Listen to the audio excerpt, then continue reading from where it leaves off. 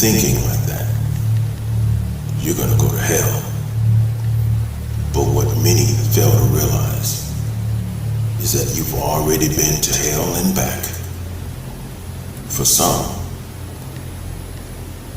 hell is a place of punishment. But for some of us, hell was simply a time for purification of the self.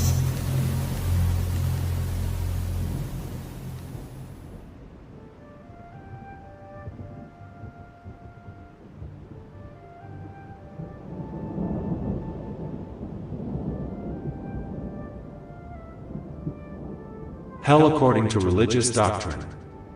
The Quran states that God will judge each individual by his or her deeds and that heaven awaits those who have lived righteously, and hell for those who have not. Belief in the afterlife is widespread among Muslims. Majorities in all but one of the countries surveyed say they believe in heaven and in hell. In the Quranic hell, those punished will be struck by angels, drink boiling water, and eat from the tree of Zaqqum, whose fruit is like the heads of devils. On numerous occasions the Quran seems to promise unbelievers that their destiny is hellfire. Hell is an eternal abode for most who enter it. A minority of Muslim scholars hold that hell will eventually end, but a majority maintain that it is eternal. Several verses in the Quran describe hell as eternal. They will long to leave the fire, but never will they leave therefrom, and theirs will be a lasting torment. And they will never leave of the fire. Surely, those who disbelieve and did wrong, Allah will not forgive them, nor will Allah guide them to any way except the way of hell, to dwell therein forever. Surely, Allah has cursed the disbelievers, and has prepared for them a flaming fire, wherein they will abide forever. And whosoever disobeys Allah and His Messenger, then surely, for him is the fire of hell, he shall dwell therein forever. Surely, the gates of the heaven will not be opened for those who deny our revelations and treat them with arrogance. Their admission into paradise will be as impossible as the passing of a camel through the eye of a needle. That is how we shall reward the criminals. Hell shall be their bed and flames shall be their covering. That is how we shall reward the wrongdoers. Gates of hell. The unbelievers will be led to hell in crowds until, when they arrive there, its gates will be opened, and verily, hell is the promised abode for them all. It has 7 gates, to each of those gates is a specific class of sinners assigned. To them will be said, enter you the gates of hell to dwell therein. And how evil is this abode of the arrogant! But those who reject our signs are the companions of the left hand, on them will be fire vaulted over. Food of hell. The food of the people of hell is described as only increasing in torment. It does not provide nourishment nor does it relieve hunger. No food will there be for them except from a bitter, thorny plant which neither nourishes nor avails against hunger. There is a special tree in hell called Zaqqum, that people will eat from. This tree is rooted at the bottom of hell, and its branches are described as being similar to the heads of devils. Indeed, the tree of Zaqqum is food for the sinful, like murky oil, it boils within bellies, like the boiling of scalding water. Is paradise better as an abode or the tree of Zaqqum? Indeed, we have made it a torment for the wrongdoers. Indeed, it is a tree issuing from the bottom of the hellfire, its emerging fruit as if it was heads of the devils. And, indeed, they will eat from it and fill with it their bellies. Then, indeed, they will have after it a mixture of scalding water. Then, indeed, their return will be to the hellfire. Then indeed you, O those astray deniers, will be eating from trees of Zaqqum and filling with it your bellies, and drinking on top of it from scalding water, and will drink as the drinking of thirsty camels. That is their hospitality on the day of recompense. According to Christianity, immediately after death the souls of those who die in a state of mortal sin descend into hell, where they suffer the punishments of hell, eternal fire. The chief punishment of hell is eternal separation from God, in whom alone man can possess the life and happiness for which he was created and for which he longs. Who will go to hell? Perhaps one of the clearest statements in the Bible to answer the question of who will go to hell is found in John 3 verse 18. Whoever believes in him is not condemned, but whoever does not believe is condemned already because he has not believed in the name of the only Son of God. Apart from Jesus Christ, every human stands condemned and would go to hell. When Nicodemus approached Jesus about being from God, Jesus answered him, "Truly, truly, I say unto you, unless one is born again, he cannot see the kingdom of God." Throughout his ministry, Jesus indicated that hell is a punishment that lasts forever. Though it was prepared as a place of punishment for Satan and his demons, hell is also where those who fail to follow Jesus will go. In 2 Thessalonians 1 verses 8 and 9, Paul writes that, "Those who do not know God and on those who do not obey the gospel of our Lord Jesus, they will suffer the punishment of eternal destruction, away from the presence of the Lord and from the glory of his might." John the Baptist warned of Jesus' treatment of those who do not believe. His winnowing fork is in his hand, and he will clear his threshing floor and gather his wheat into the barn, but the chaff he will burn with unquenchable fire. Hell is mentioned 167 times in the Bible. Sometimes it is named Gehenna, Hades, the pit, the abyss, or everlasting punishment. Jesus talked about heaven and hell being real. Once, Jesus told a story about a man named Lazarus in heaven and a rich man in hell. Luke 16. King James Version. 1. And he said also unto his disciples, There was a certain rich man, which had a steward, and the same was accused unto him that he had wasted his goods. 2. And he called him, and said unto him, How is it that I hear this of thee? Give an account of thy stewardship, for thou mayest be no longer steward. 3. Then the steward said within himself, What shall I do? For my Lord taketh away from me the stewardship. I cannot dig, to beg I am ashamed. 4. I am resolved what to do, that, when I am put out of the stewardship, they may receive me into their houses. 5. So he called every one of his Lord's debtors unto him, and said unto the first, How much owest thou unto my Lord? 6. And he said, 100 measures of oil. And he said unto him, Take thy bill, and sit down quickly, and write 50. 7. Then said he to another, And how much owest thou? And he said, 100 measures of wheat. And he said unto him, Take thy bill, and write 80. 8. And the Lord commended the unjust steward, because he had done wisely. For the children of this world are in their generation wiser than the children of light.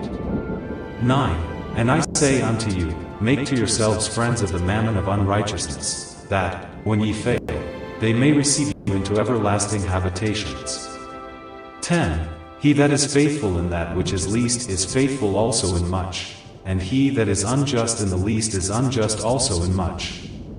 11. If therefore ye have not been faithful in the unrighteous mammon, who will commit to your trust the true riches?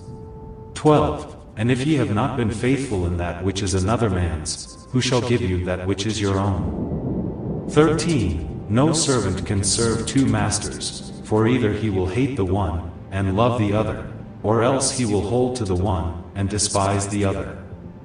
Ye cannot serve God and mammon. 14. And the Pharisees also, who were covetous, heard all these things, and they derided him. 15. And he said unto them, Ye are they which justify yourselves before men, but God knoweth your hearts, for that which is highly esteemed among men is abomination in the sight of God. 16. The law and the prophets were until John. Since that time the kingdom of God is preached, and every man presseth into it. 17. And it is easier for heaven and earth to pass, than one tittle of the law to fail. 18. Whosoever putteth away his wife, and marrieth another, committeth adultery, and whosoever marrieth her that is put away from her husband committeth adultery. 19. There was a certain rich man, which was clothed in purple and fine linen, and fared sumptuously every day. 20. And there was a certain beggar named Lazarus, which was laid at his gate, full of sores. 21. And desiring to be fed with the crumbs which fell from the rich man's table, moreover the dogs came and licked his sores. 22. And it came to pass, that the beggar died, and was carried by the angels into Abraham's bosom. The rich man also died, and was buried. 23. And in hell he lift up his eyes, being in torments, and seeth Abraham afar off, and Lazarus in his bosom. 24. And he cried and said, Father Abraham, have mercy on me, and send Lazarus, that he may dip the tip of his finger in water, and cool my tongue, for I am tormented in this flame. 25. But Abraham said, Son, remember that thou in thy lifetime receivedst thy good things, and likewise Lazarus evil things. But now he is comforted, and thou art tormented. 26. And beside all this, between us and you there is a great gulf fixed, so that they which would pass from hence to you cannot, neither can they pass to us, that would come from thence. 27. Then he said, I pray thee therefore, Father, that thou wouldest send him to my father's house. 28. For I have 5 brethren, that he may testify unto them, lest they also come into this place of torment. 29. Abraham saith unto him, They have Moses and the prophets, let them hear them. 30. And he said, Nay, Father Abraham, but if one went unto them from the dead, they will repent. 31. And he said unto him, If they hear not Moses and the prophets, neither will they be persuaded, though one rose from the dead.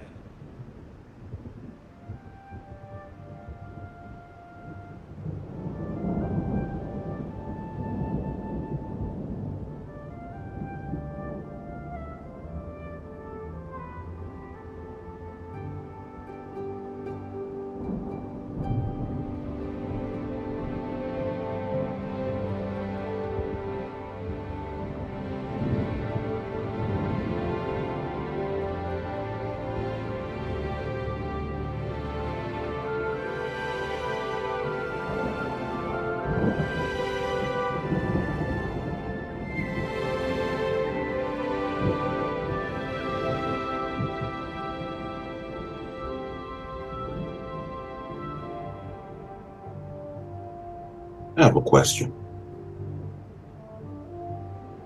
Are people afraid to believe what religious doctrine says?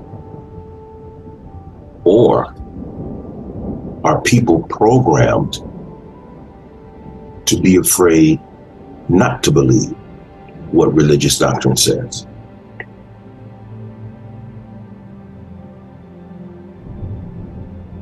%90 of the people on this planet will agree with the latter, that you have been made afraid not to believe. It's easy to be lured into something. Your love is titillated, to be led in. And then as time goes on, you're programmed to fear that which you love, which is your creator. And then after you've been made to be afraid of what you loved unconditionally, now all these different things are imposed upon you by way of religious doctrine. Now you're being made afraid to not believe something. This whole idea of dying and going to this place called hell has been the primary control device that religion has forever used in order to control the minds of the human family.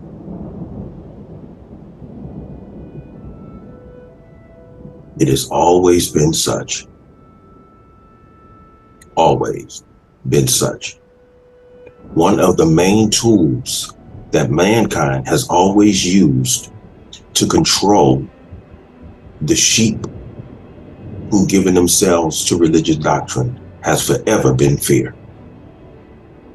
Forever been fear. And not love. It has always been fear. No matter what religion that you've given yourself to, whether it's Islam, Christianity, or anything else, religion has always been a tool used through fear.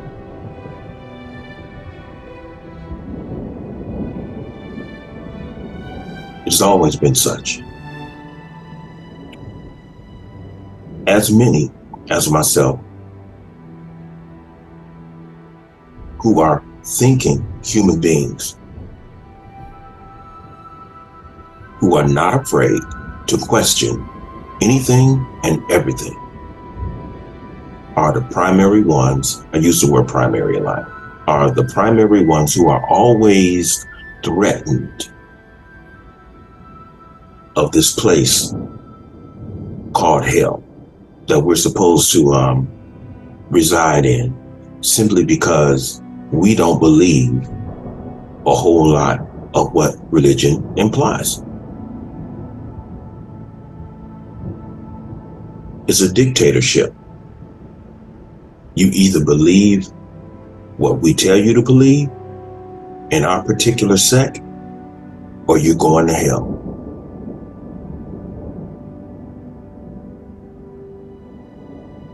It's always been such. You know, in the Bible, it says that when Lucifer fell under the influence of Satan and he rebelled against God, you know, he got a third of the angels and he influenced them to go against God. And the Creator cast Lucifer out of the heavenly plane and down here on earth. So obviously the earth was created before all of this transpired. And due to the fact that the earth was the place that the Creator chose to send Lucifer and the angels to, what was the earth created for? Obviously, the earth was created for those who rebel against the principles of divinity that God had established in heaven. So is the earth hell? Is the earth the punishing place?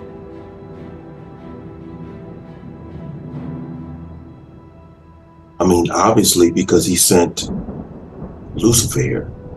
So who are we? So we were sent down here to replenish the earth, to populate the planet. For what? Did the Creator show compassion for Lucifer? How come he didn't just wipe Lucifer out along with the third of the angels? According to the Bible, God showed compassion for Lucifer and sent Lucifer down here to this planet that God obviously created for those who rebel. And here we are. So religion comes along. It took a righteous human being by the name of Yeshua and injected this man's life into their religious doctrine. because Yeshua was not a religious man. Yeshua was a spiritual being. He was a spiritual man who actually did not agree with the religious scholars, the scribes and the Pharisees. You know the story. I don't have to go through it in order to please any of you.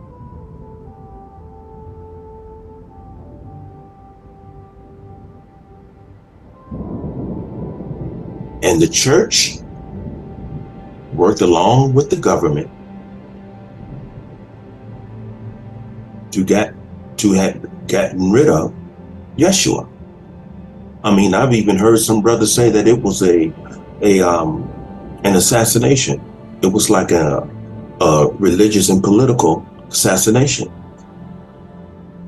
Religion wants to say that it was meant to happen. This was all prophecy. It was meant to happen. Who knows? We sure as hell don't know for certain. We're just left with information that we have to believe. But none of us know if any of this was indeed a fact. None of us really knows. But I will say one thing.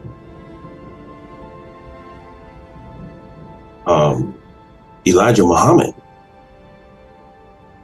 this is one truth that he spoke. You don't have to die in order to go to hell, and you don't have to die in order to go to heaven. But we're going to deal with the whole hell concept, because I feel that I'm one of the people who are definitely qualified to speak on this, because I've been going through hell all my life. I've been denied everything. I've been walking through hell all of my life. And most of the people who took me through the fires of hell, which is a condition and not a place of where you're going to be burning forever.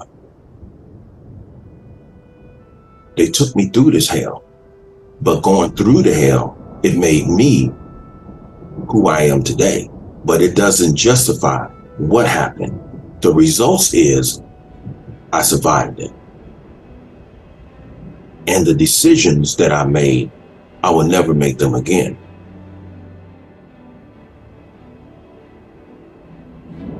And that's even in my social life. Certain people I cut off. Certain family members, I cut them completely off. Certain friends, I've cut them completely off, because they help purify me to the point to where my thinking is pure now, because I'll never repeat those thoughts ever again. I will never make those decisions ever again. You don't have to die. Hell is not a place where you're going to be sent to and you're going to burn forever. I mean, what's the point of all of these people claiming that they're so righteous and we have this righteous creator and the prophets and all of that, and then they send you to a place to where they say those who don't follow these religious doctrines are going to burn forever. They're going to be punished forever. How can you be punished forever? Doesn't a punishment means a time of reformation, to where you have the beginning of the punishment and the ending of the punishment? I know that some of the Muslim scholars, they said that there is a certain time element that you're going to spend in hell, that you may be purified.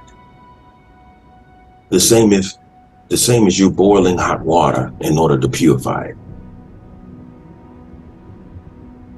and you make it pure. You're going to suffer in hell for a specific amount of time to where your thinking process and everything that is going on within your spirit is going to be purged. And what's going to be left of you is a human being that has been purified. Those thoughts and those feelings are no longer inside of you. They've been burnt out through suffering and pain. That's just like everyday life. Everybody goes through suffering and pain. This is what the stress, the depression, the anger, the confusion, all of those things. We go through all of those things. And those who survive are purified through the hell that they had to go through during those challenges and during those trials that other human beings put you through.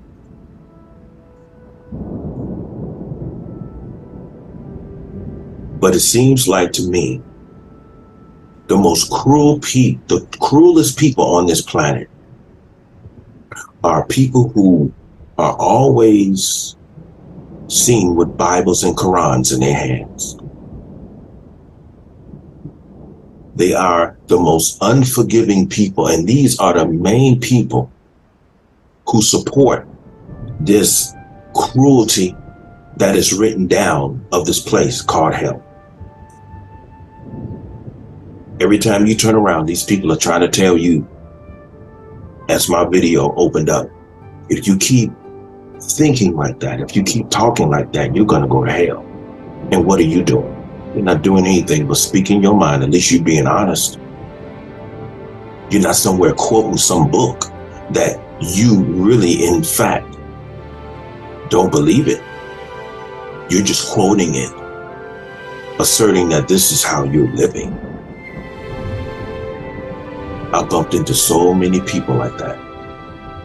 When I was out there speaking in the 90s, I went into isolation for 5 years. At least I wanted to.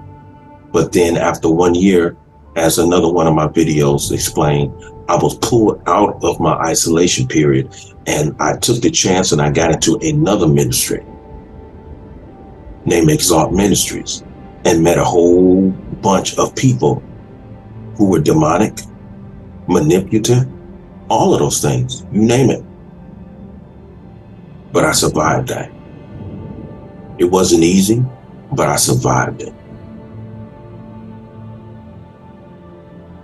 But the main people that are walking around here telling you you're going to go to hell and all of that, those are the people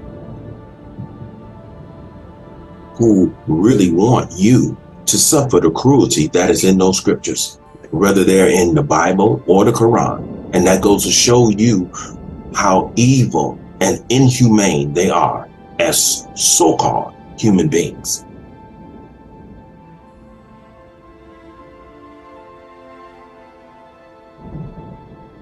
How can a human being who has been condemned to hell forever be punished? An ongoing punishment. It's a life sentence, huh? Down in hell. And you got this God, according to religious doctrine, watching you burn for eternity. You're drinking boiling hot water and you're eating from a contaminated tree. And that's supposed to be humane. When we sit up and read that, how's that supposed to make us feel? That's supposed to make us afraid. Ooh, I don't want to go there, so I'm going to go ahead and I'm going to submit. So what are you bound to? You bound to the Creator? Or are you bound to fear? Has the religious scholars created another God for you to bow down to, named fear? Because if that is the root and the motivation of your submission, then the religious scholars and these religions have shaped and molded a God for you to bow down to. And it ain't the creator. It is fear. You're bowing down to fear.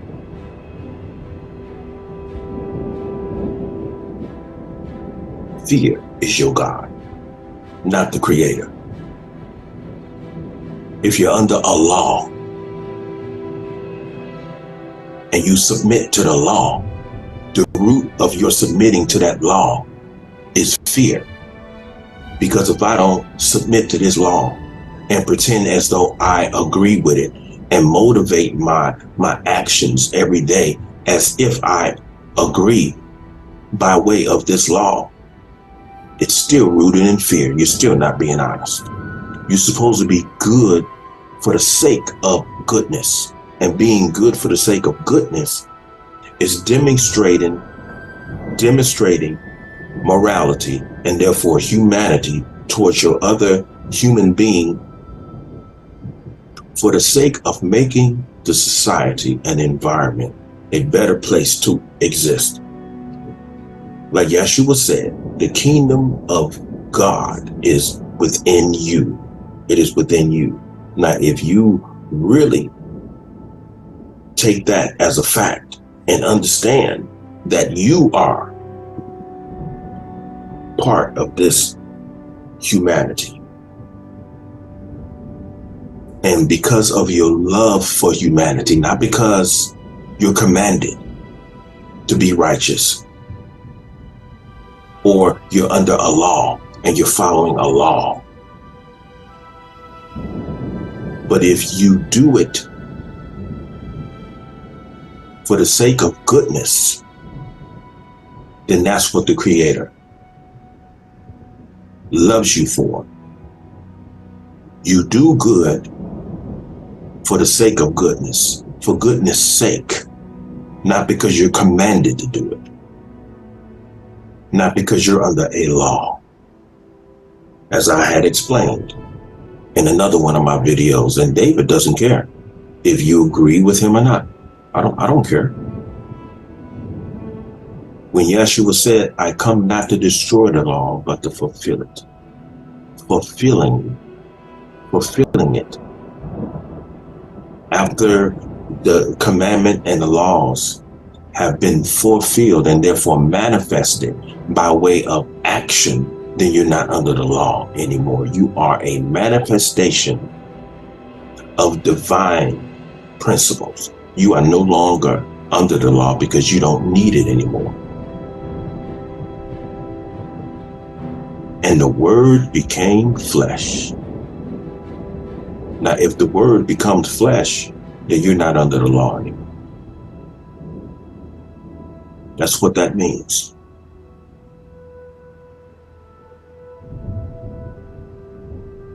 When you're no longer a part of a doctrine and you understand what it means to be a human being, you don't have to be concerned about when you close your eyes, are you going to go to heaven or am I going to burn in hell and all that? It's just a tool to make you afraid of being yourself. That's all it is. It's just a tool to make you afraid of being yourself. Now, whatever type of human being you decide to be, that's between you and yourself and the Creator. That's between you and the Creator and yourself.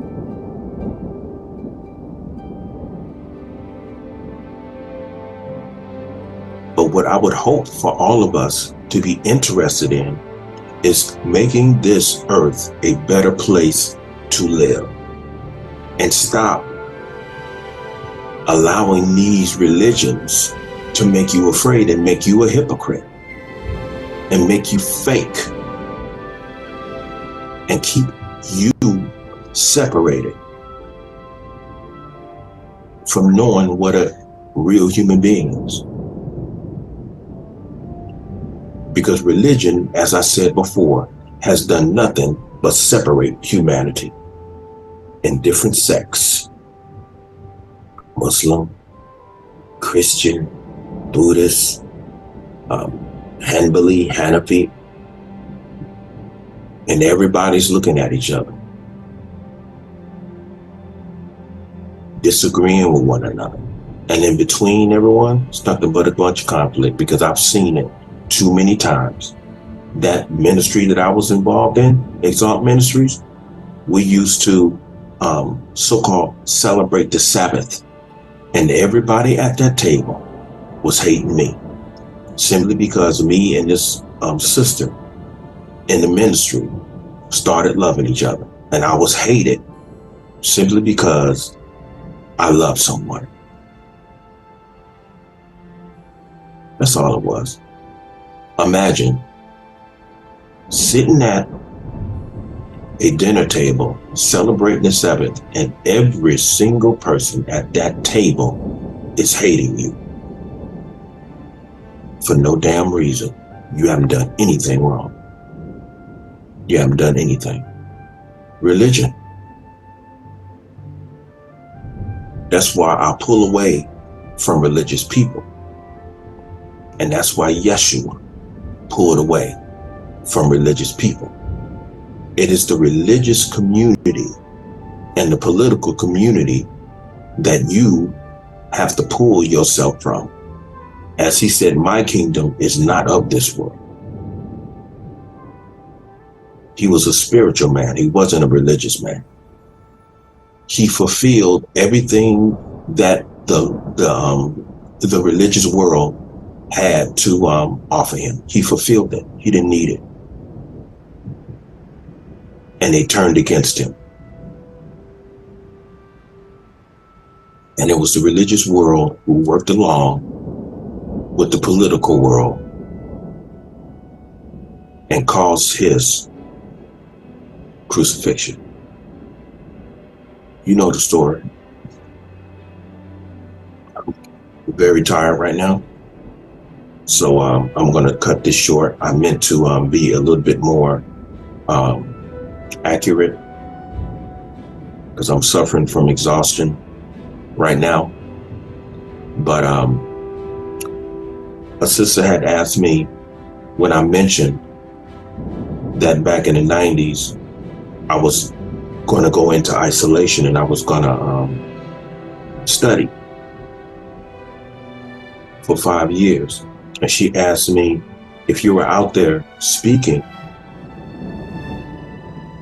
and the church had rejected you, then why did you go into a studying period for 5 years? Is it that they felt like you didn't know what you were talking about? The reason why the church attacked me is because I was a spiritual man. And I understood the man's message. And his message was beyond an institution called church. It was beyond that. I'm a spiritual man. And the church didn't like that, because I wouldn't follow up under their rulership and their dictatorships. Because the church institution is just that. It's just an institution. That's all it is. But don't you let nobody tell you that you're gonna go to hell and you're gonna burn in the fires of hell and all the rest of that nonsense. And this tree that's supposed to be that down in hell that the Muslims are talking about, where did you get this information?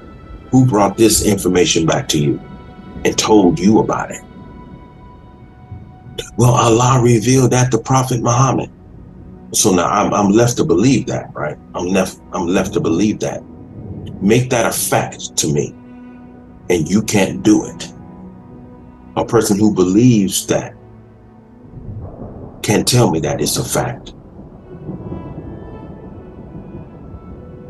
See, all of this stuff is imposed on you for one purpose, to make you afraid. It's easy for you to believe it. It's easy to believe. It's easy to believe it. But that make you afraid of not believing.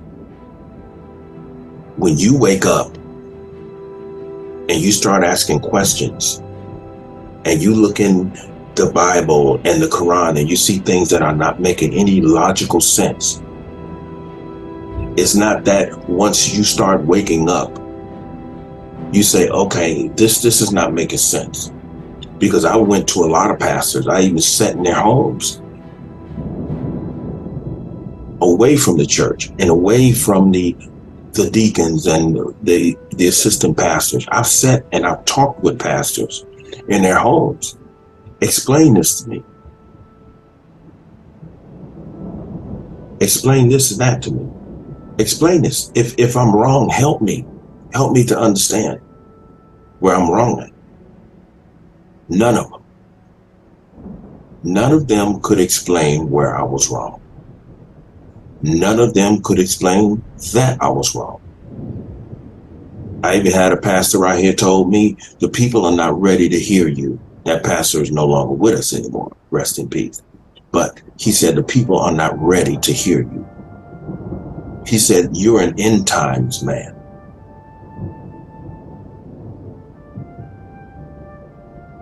And so in so many words, he was telling me to leave his church. And I did. It's no big deal.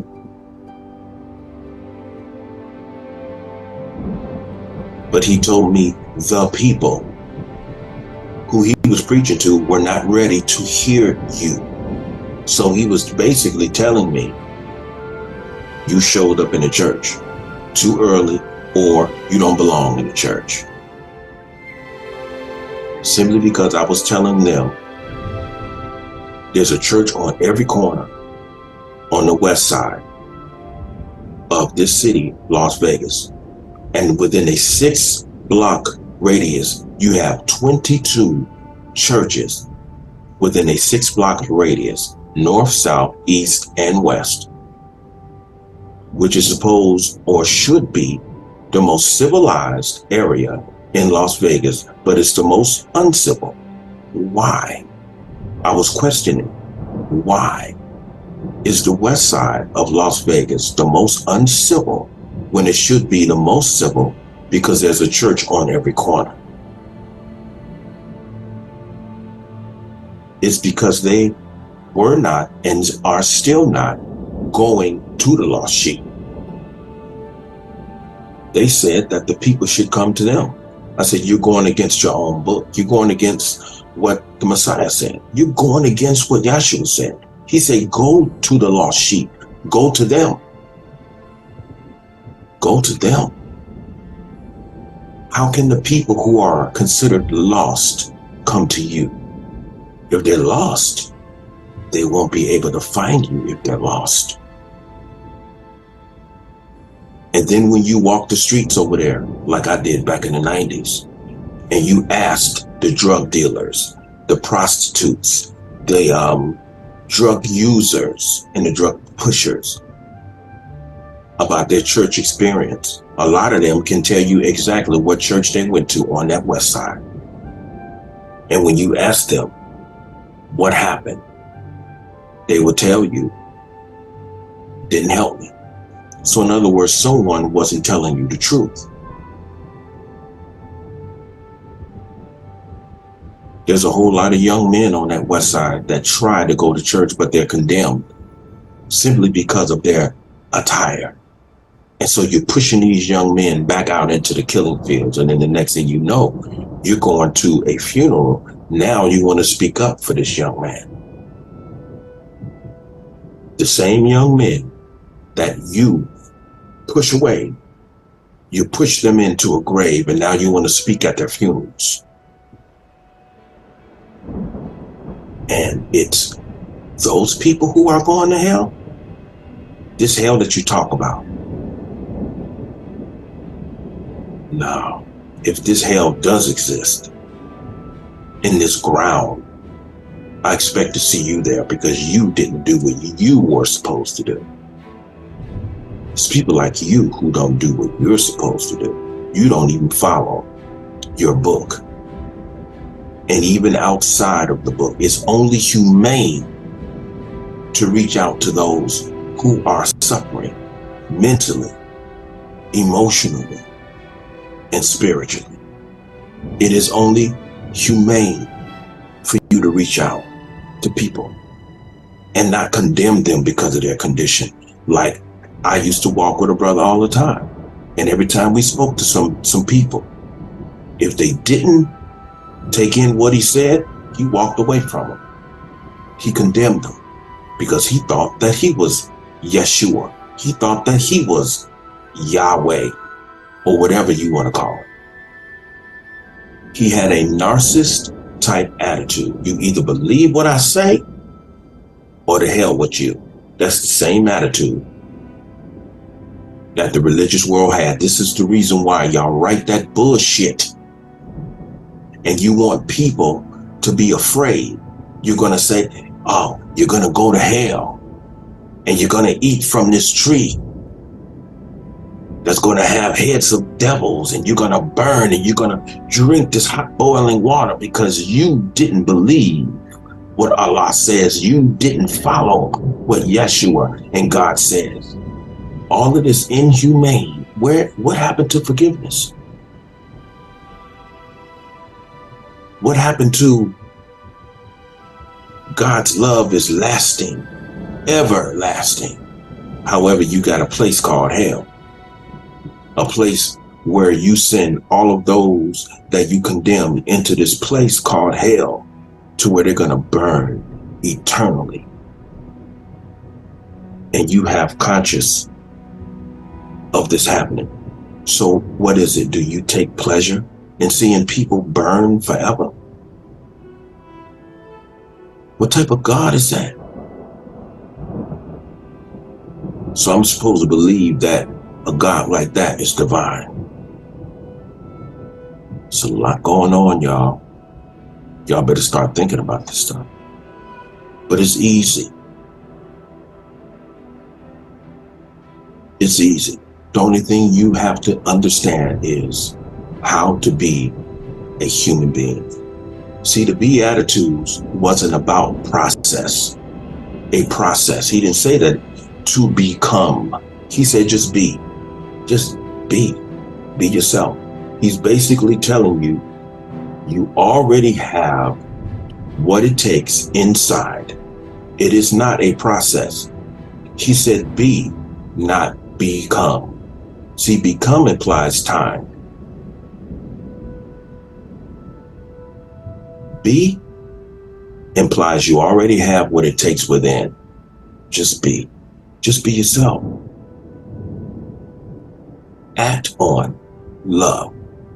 What's inside you? The love that's inside of you, just act on it. The love inside of us has intelligence. You see something wrong? Intelligence tells you to resolve it.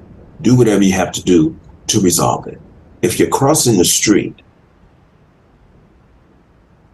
and you see a car coming towards you, speeding, what do? Do you stop, do you stop in the middle of the street while the car is coming to you like, who's driving that car? Why is he speeding? See, that's not intelligence. Because you're thinking. That's not intelligence. See, intelligence sees the danger and acts. You don't cross the street and see a car coming and say, why is he speeding? See, because while you're doing that, the car is getting closer and eventually you're going to get hit. See, when you're crossing the street and you see a car speeding your way, intelligence tells you, get out of the way, and you act. That's intelligence.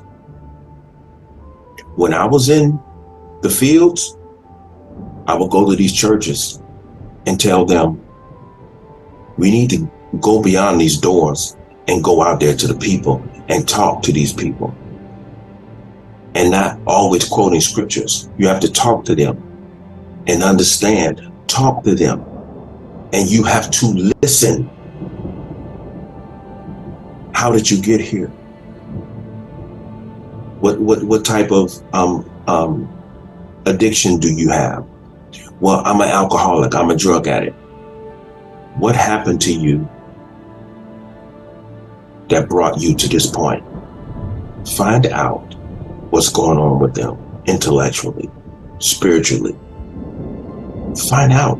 You have to listen to them.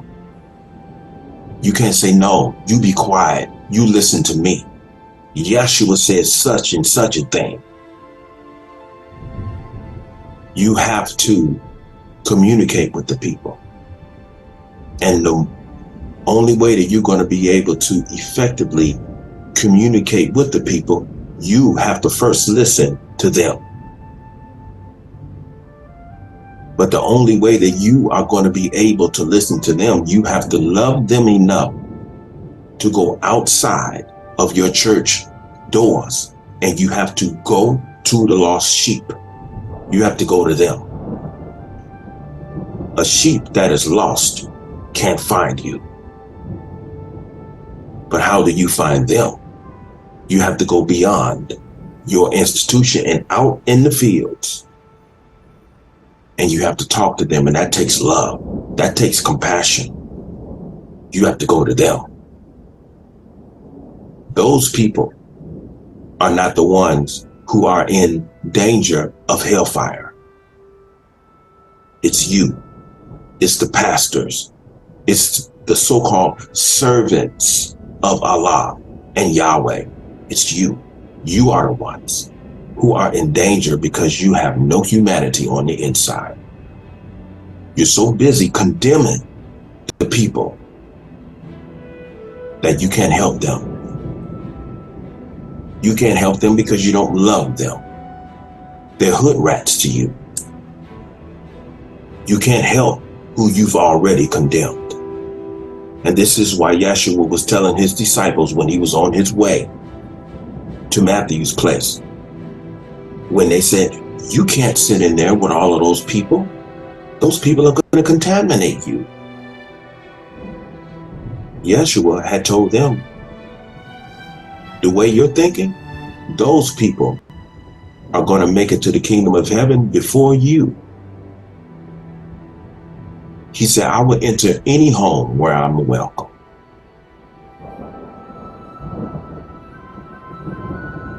Any home.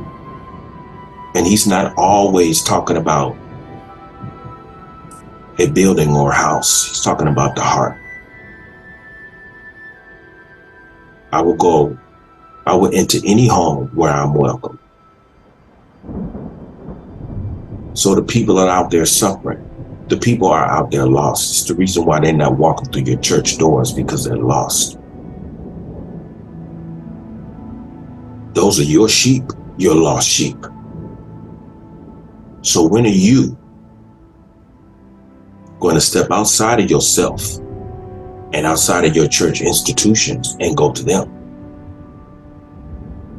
This is the reason why the book says God's judgment is going to start first in the places that assert to be the house of God. You're going to be judged first and foremost. You want to know why? Because you have committed the greatest crime. The greatest crime. Now, most people will say, it's going to be the government that's going to be judged first. No, it's going to be the church, because you have done the most damage. Now think about it. We all know the evil that the United States government has done abroad the earth. Or let's just say the governments abroad the earth have done. The bloodshed, the wars, the famine, the plagues, the diseases through wars and chemical warfares and all of those things. The Creator doesn't see those things as a primary thing. He sees the church institution, you people, going to be judged first and foremost, and then imagine you're being judged even before the governments of the planet. You don't even understand the magnitude of the damage that you're doing to this earth right now. You can't even see it because you are too busy walking around thinking that you're saints. How the hell are you saints? And say that you're sinners at the same time. Praise the Lord, saints, and everybody in the church is saying, praise the Lord. And yet saying, I am a sinner, a sinner, a sinner. Think about it. A sinner is a person who sins. I'm a sinner. It's what I do. It's explaining not only what the title implies, it's telling you what this person does. I'm a sinner. I sin. I'm a sinner. But I'm a saint too. If you claim them both, guess what you are? You're a hypocrite. And if you look all through your book, Yeshua was called a bastard by the church. And if you look, he didn't get upset. But he did get upset behind hypocrisy.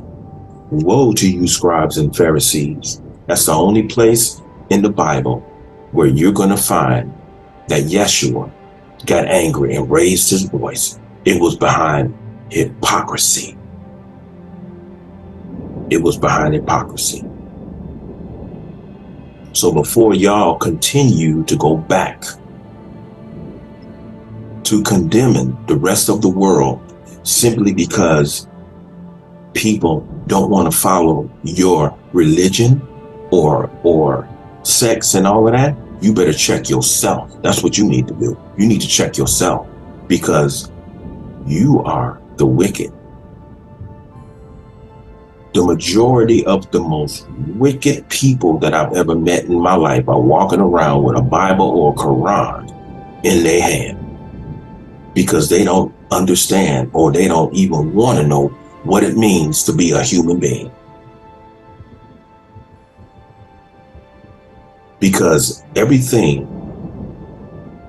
that I shared with you before this video came on, when it talks about the hellfires and all of that is totally inhumane.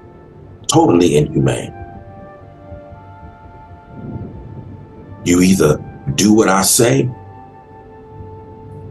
or you going to hell. We're going to throw you in the fires of hell and you're going to burn forever. And how do you know I'm going to be burning forever? You're going to be watching me burn forever? How humane is that? Whatever happened to forgiveness? Whatever happened to counseling people? Whatever happened? What happened to that? So you mean to tell me that your mind and your doctrines can't get through to me to the degree you can't convince a person that is deemed as a rebellious one, and you're going to blame them simply because of what you know can't penetrate through their rebellion and put them in check? Is it that? Is it in fact them with the problem? Or is it that you don't have enough wisdom and intelligence to reach them, that they may be reformed? That's what you are going to have to figure it out. You figure that out. Have they failed or have you failed them?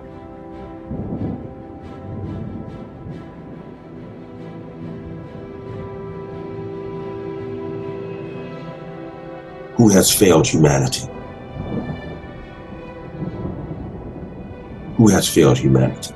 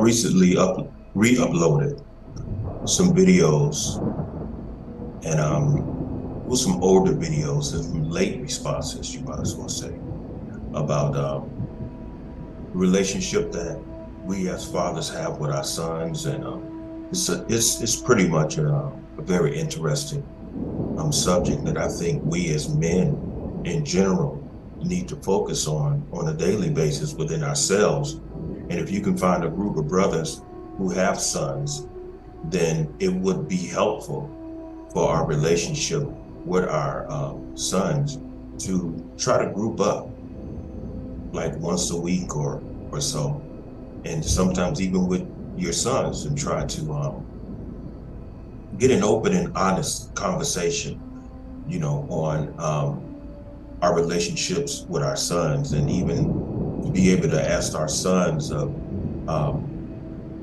their perception and their insights on us being fathers, because sometimes, and actually a lot of times, you will find yourself surprised at how our sons can give us insight into how to be better fathers.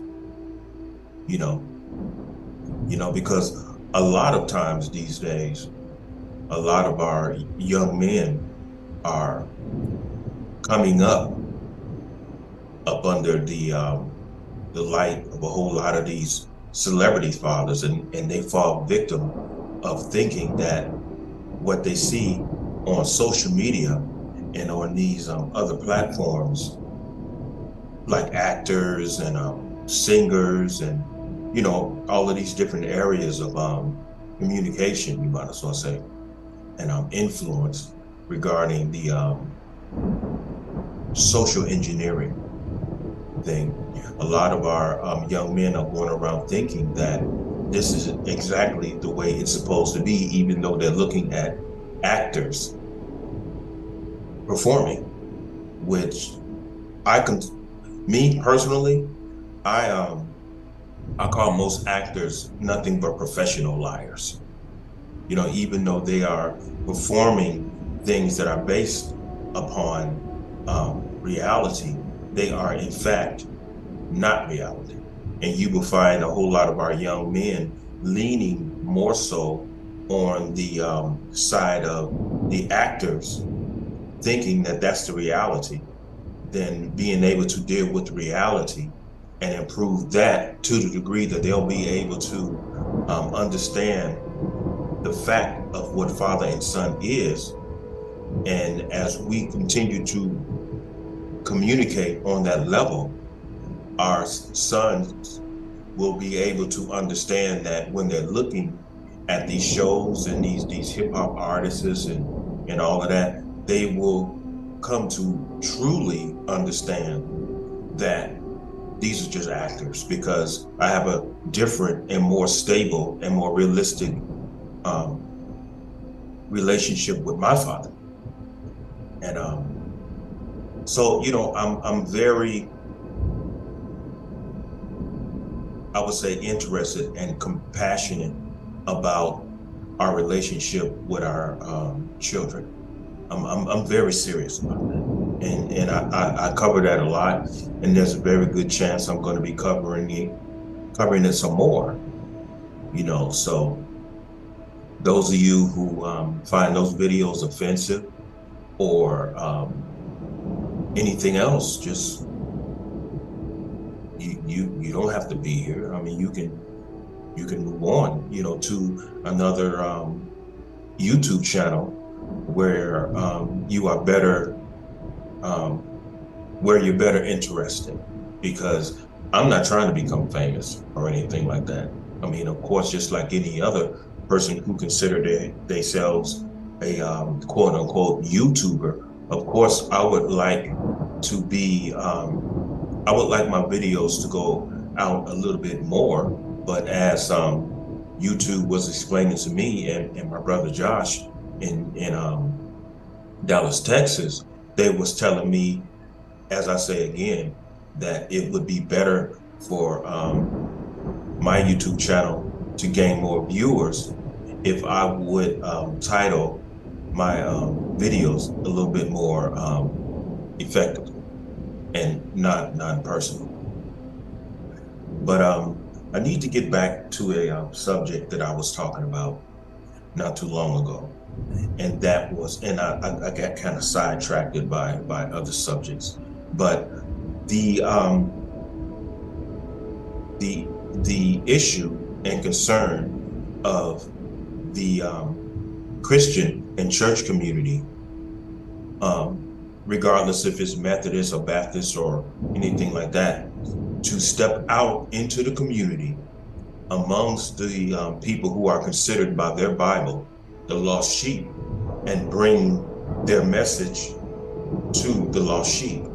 And not all preachers are going to bring the proper message, because you know there's a whole lot of pastors out there that are really there becoming pastors because these guys just can't no longer find jobs. And so a lot of these pastors are just a bunch of con men, and they you know, they're slick talkers, and they're colorful guys, you know, and so they just open up churches in order to feed themselves, and that's just a fact.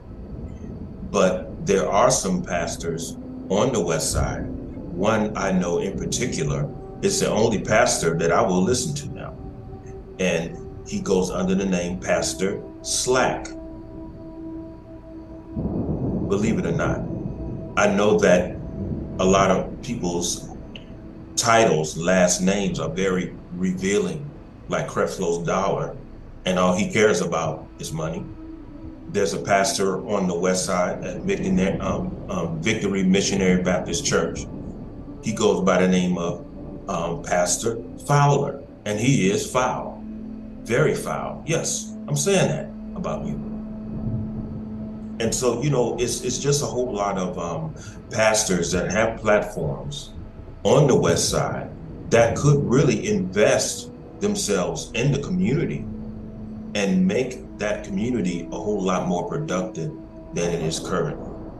And so I'm campaigning to any brother or sister who are interested in doing something on that West Side to make the community better. Whether you are interested in speaking to the young brothers, the young sisters over there, because I want to, we're talking about having a group of women who are willing to go out to talk to young ladies about the dress code, and you know, and help them understand the distinction of being a woman and being a lady. And the same as we need men who are willing to go out there to help these young brothers understand that the dress code that has been implemented by a whole lot of these hip hop artists is improper. And instead of criticizing these young brothers about them having their pants almost below their backsides, you know, instead of you know, you can condemn it, but don't condemn them along with their dress code.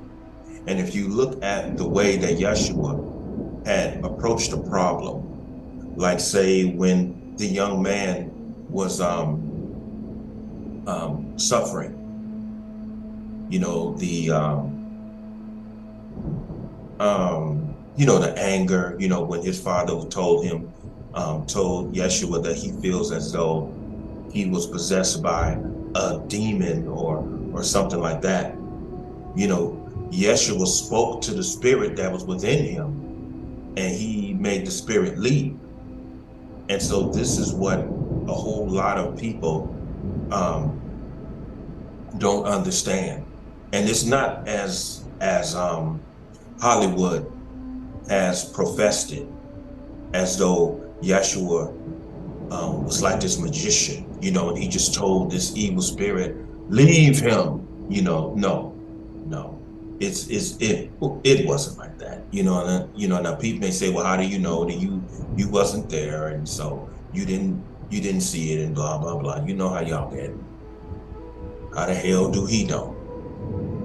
Because one night I talked to some gang members, and I sat down with 6 Bloods, and I talked with them for 6 hours. It was just myself and 6 of them in a living room on a street out here called Bonanza. And I was up in there, and I sat down and I talked to these young men. But before I said anything, I listened to them. I listened to them. And then as they all started to feel comfortable talking with me, the things that I noticed, I started asking them questions towards those issues. And as I asked them questions toward those particular issues, each one had a wall up around it. And as I gently and humbly chiseled at the wall with love, humility, and delicacy, and intelligence and wisdom, all of those walls started coming down. And what was revealed to me, that the majority of the walls that came down, all of these young men had father issues. Some of them had mother issues, and the ones that were with their mothers, who were considered single mothers, those were the ones that I had realized were very physically violent towards young women and verbally violent towards young women, in regards to not having any respect for them. And so what they found out, that their psychological and emotional issues were not those who didn't bear the same colors that they bear, as far as the Crips are concerned. It's a lot of young men out here just fighting and killing each other over a color, and I'm not going to go over anything that we all already know, because we've been seeing this for a long time. But as you continue to talk to these young men, and once you can gain their confidence in you, they will become content, and they'll feel comfortable to open up to you. And then once they open up to you, each and every one of them, everybody in that room will have very similar issues. And those similarities is what brought all of them together. And then as you go around and talk to all of them individually, they will find out that a lot of them have not only similar issues, but simply because of those similar issues, the oneness of the mind and the emotions come together, and that's what creates the gangs. And a whole lot of them are suffering with a lot of anger, because there's a whole lot of things going on in their environment and in their homes that they just don't understand. A whole lot of the women, yes, y'all, have lied to these young men. And a lot of these young men feel as though their fathers don't love them. But if you continue to talk to these young men and you understand what created them, then you're able to counsel them and build them back up after the environment has torn them down.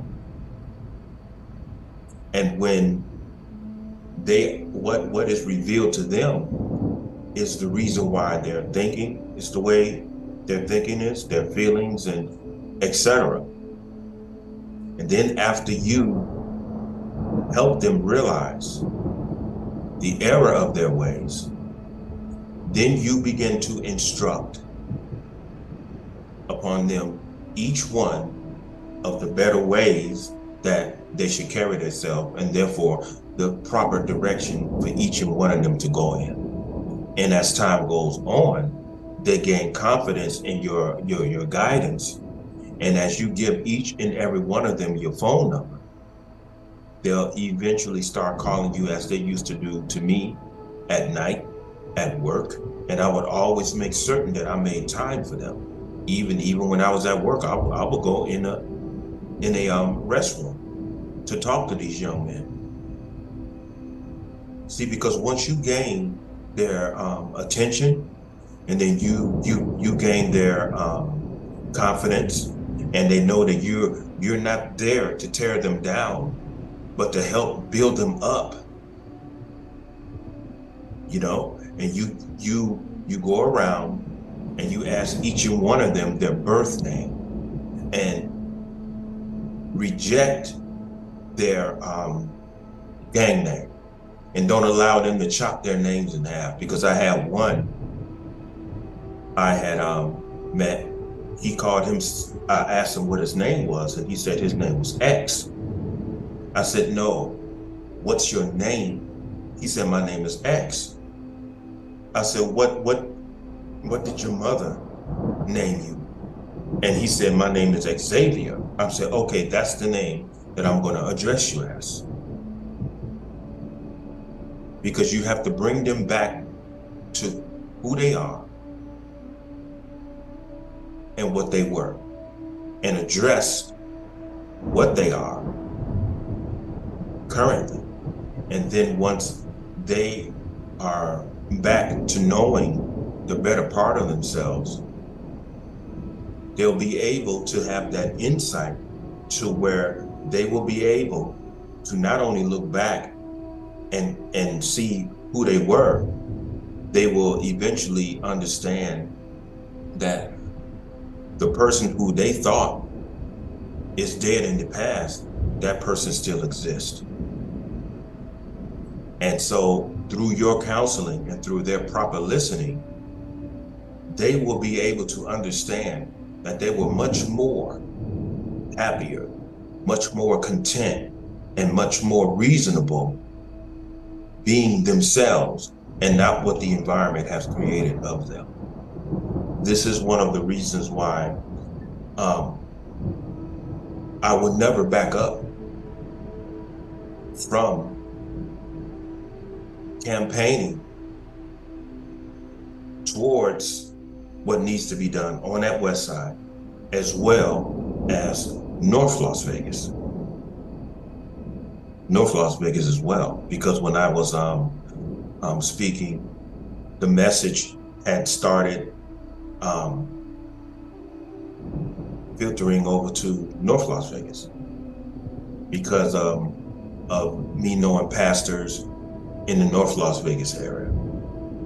And so, as I said, you just have to listen to them in order for you to help them.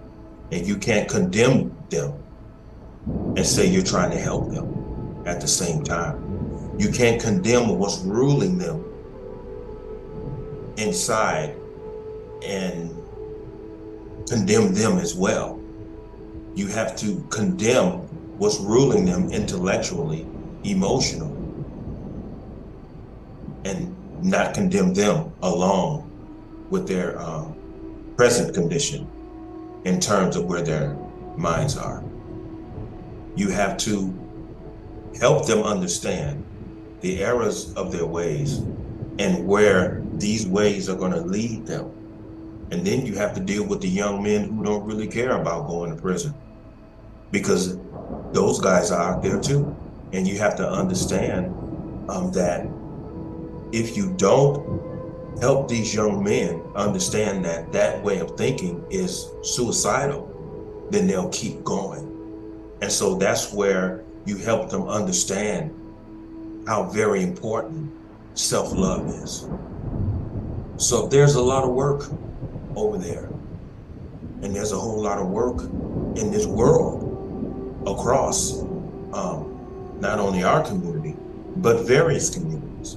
We have to look out for our youth. It's time for us to get our youth back on track. It's time for us to understand and be realistic and just accept the fact that our youth don't have childhoods anymore. They don't. I mean, look at our young ladies. Look at what's going on with them. I've seen some young ladies at 13 years old pregnant. my job out here every night as an armed security guard, working the street out here called Boulder Highway, where there's a whole lot of young ladies out there that are selling their bodies all night because I work 10 to 6. I see it all night.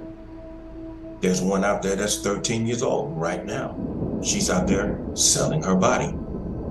And I would ask her, where are your parents? You know?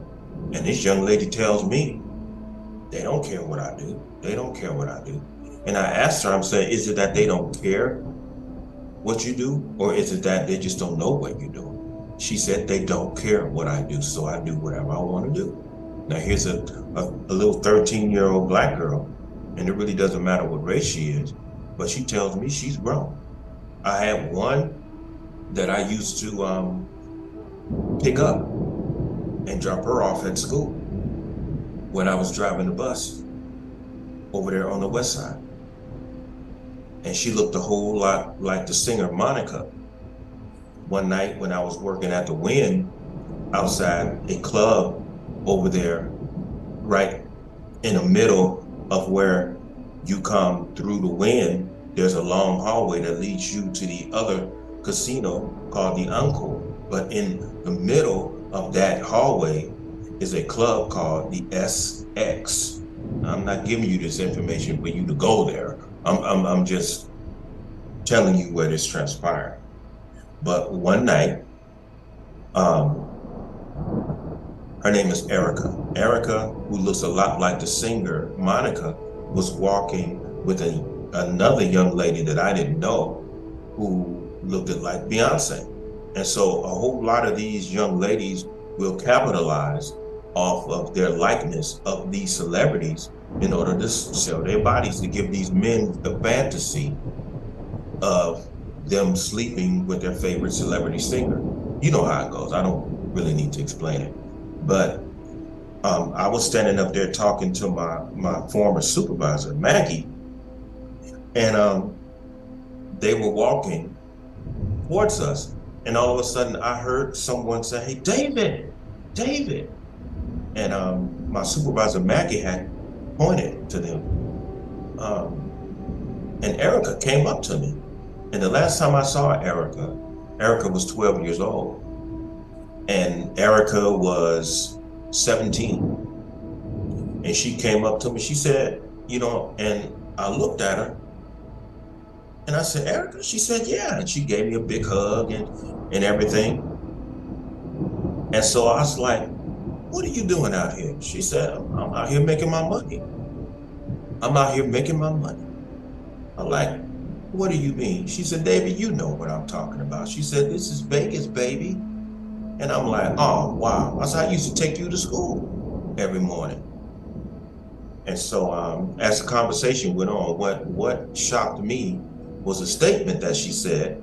And she said that she had, you know, because I asked her, I said, why don't you just get you a job somewhere? You know, you can make a whole lot of money out here in Las Vegas. She said, David, why should I have to work 8 hours a day, the whole week? And she said, when I'm out here making $1,000 to $1,500 a night, or every 2 nights. She said, I have a cash register between my legs. She told me that. That blew me away.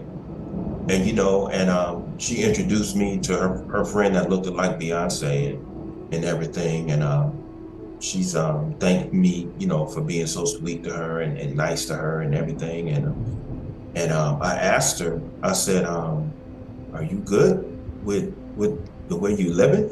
She said it's easy for her because she said she not only enjoy the money that she makes, she said, but she enjoys the sex. She said she likes the sex. She said, I like the way it feels and everything, you know, and she went all into that. So a lot of people are also enslaved by way of their own lust and their passions for certain things, you know. So we have a whole lot of things out here that we can get caught up in that will eventually have a tendency to lead us to our demise, and that's one of the reasons why we have to die to certain things. And so when you're going into the killing fields, you have to be able to talk to these young people, and you have to love them. And they don't have to be your children biologically for them to be your children. Because if you don't understand clearly who your children are, you won't be able to perform the work.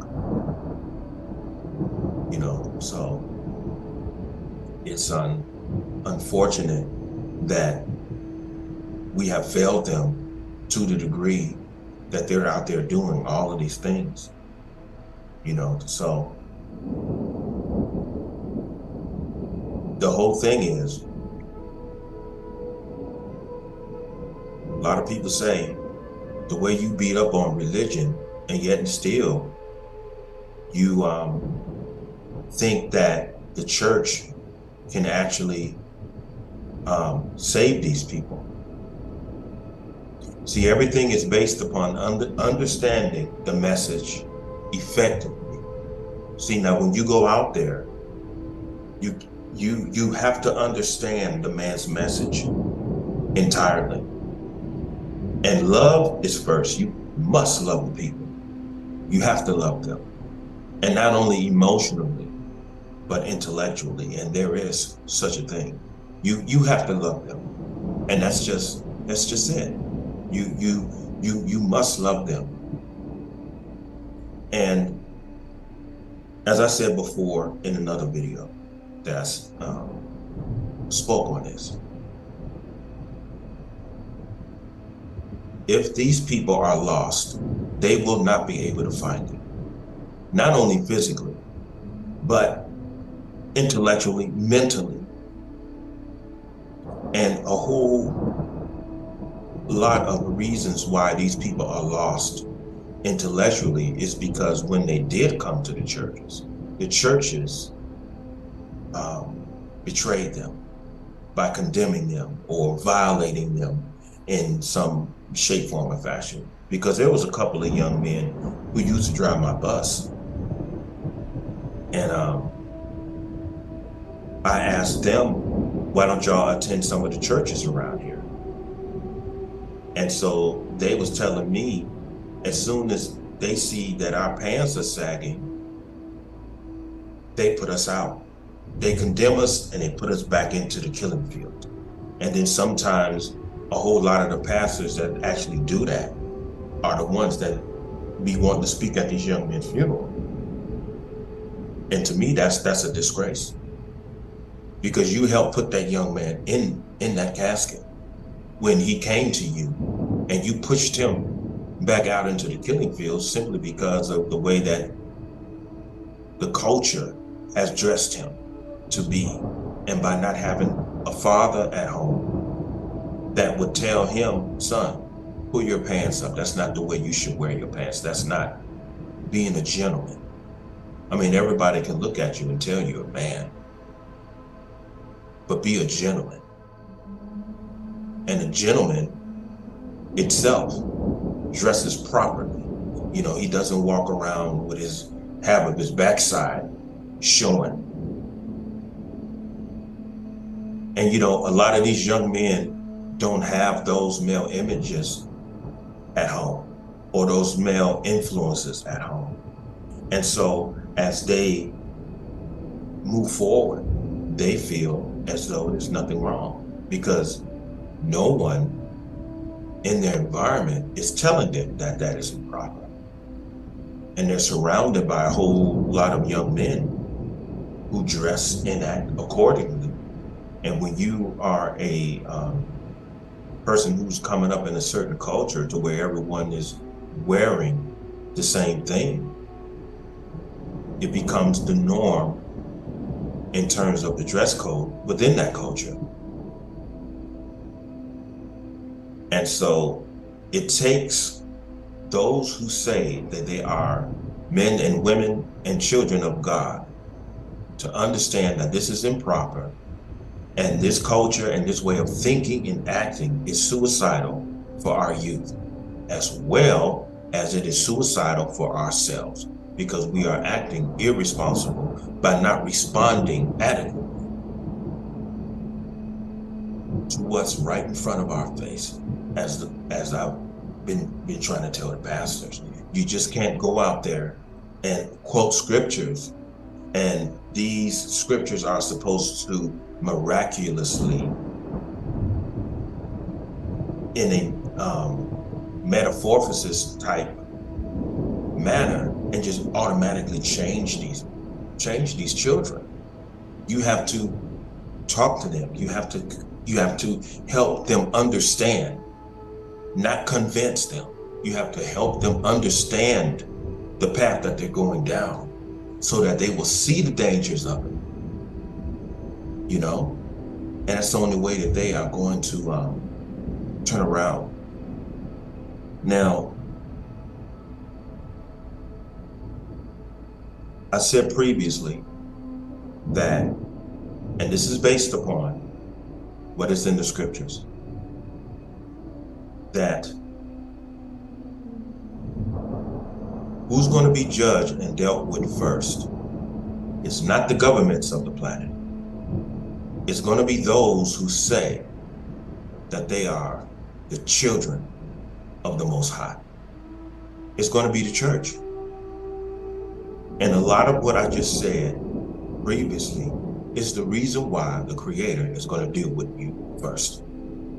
And see, we all know the destructive effect that the governments of the world have put on this beautiful planet.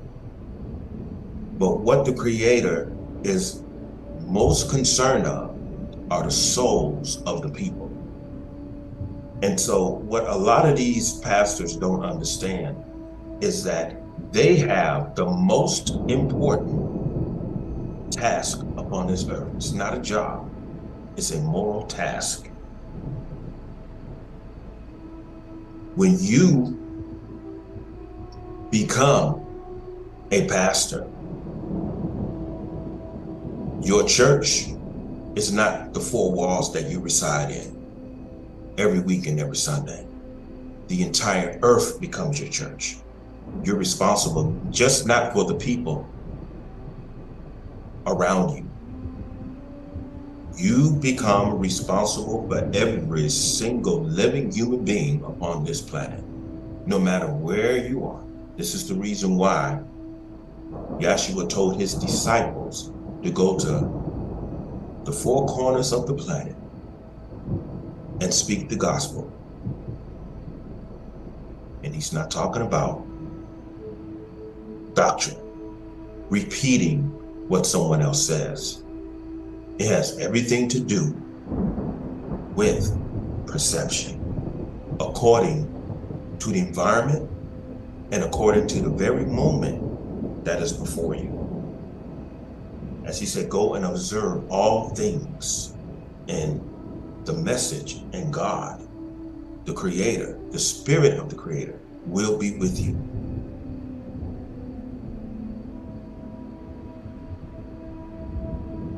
Wisdom, intelligence, observation, not speaking into what you're observing, but observing implies looking at something and not trying to figure it out, but observing something and allowing it to reveal the problem to you. And when divine perception is given to you,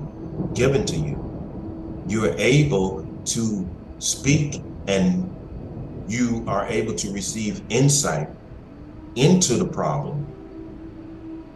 And that's the only way that you will be able to resolve that problem. And in the process, you're creating the kingdom of heaven on earth, in that particular area of the earth. This is why it's so important for the pastors to understand the scriptures effectively and precisely. Now, going back to the Creator, reason why. Now, if you want to not be the one that is judged first and dealt with first, there's a scripture in there that is very common to all of us as human beings, whether you religious or not. However, this is a message to you. It says, if my people who are called by my name will humble themselves and pray and turn from their wicked ways, only then will I hear from heaven, forgive your sins, and heal the land. There's a lot of wicked ways going on in the church, and I don't even have to go down the list because you know. A lot of us know what's going on in the church, but you have to turn from that. So you're given a chance to redeem yourself. That's what it's about. I want the church to redeem itself. A lot of people want this, and it's gotten to the point to where a lot of people don't think that it's possible, but it's right there in the scriptures, and you pastors know that you can redeem yourself the same way Jesus told everybody, go and sin no more. It's equivalent. If my people who are called by my name will humble themselves and turn from their wicked ways, then I will hear from heaven. You have to do it yourself. That scripture is not talking about helping you. That's the Creator telling all of us, you do your part, and when you do it honestly, then I'll step in.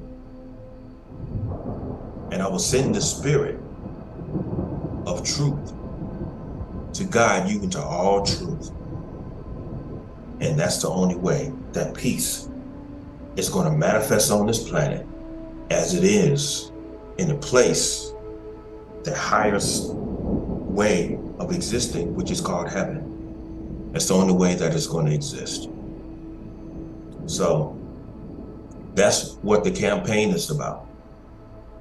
The campaign is about getting the church involved in the community effectively and honestly, without asking for anything, without expecting anything. You just have to love the people in order to help them. If you don't love them, you can't help them. If you condemn them, you can't help them, because you can't help what you have already condemned. You can't do it. You can't. You condemn their actions and help them understand how very self-destructive it is.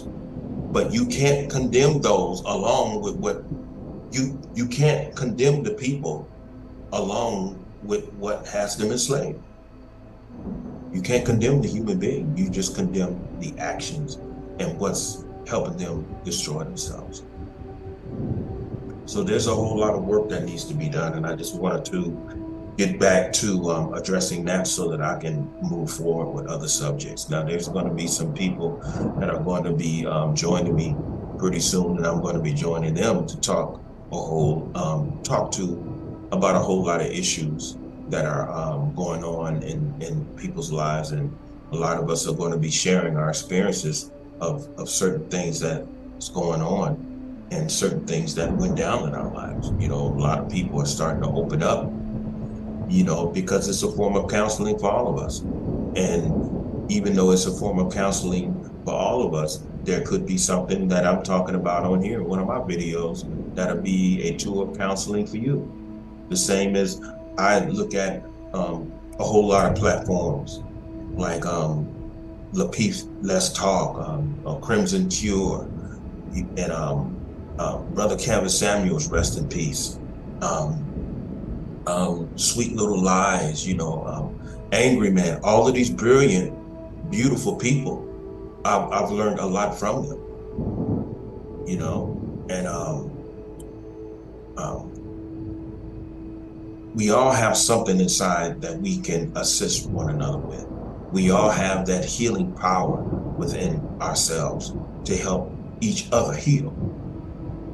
So I'm calling on brothers and sisters who are interested in helping, spending time in the community to help the community grow in moral standards and to deal with the effects of this current culture that are leading our children and our teenagers and our men and even our middle-aged men astray and further into the darkness that we're already dealing with each and every day. And one more thing I wanted to share to confirm this, not too long ago, I was invited again down to the Nation of Islam by my brother Wesley. And so I went down there and I was told that by another brother that the guy who I was having problems with, Brother Gerald's no longer present down there because he was considered a spirit killer down there, a spirit crusher or something like that. I think they said a spiritual killer or something like that. And so, you know, you have people like that even in the church. You know, it's just that there's no point of having all of this information if you're not going to help do something with it that's going to help the world. And so it was a beautiful time with the Nation of Islam. And it was good to finally go down there and listen to the message. And it was a lot of brothers that was asking me where I've been. There's, you know, some brothers asking me to, you know, go ahead through the process and go ahead and get your ex and everything. But I can only be a friend to the Nation of Islam, and that's pretty much it, because I know that my purpose is a more flexible thing. So, okay, I think this video's been long enough. And so I thank you for listening. And everyone have a good night. Peace.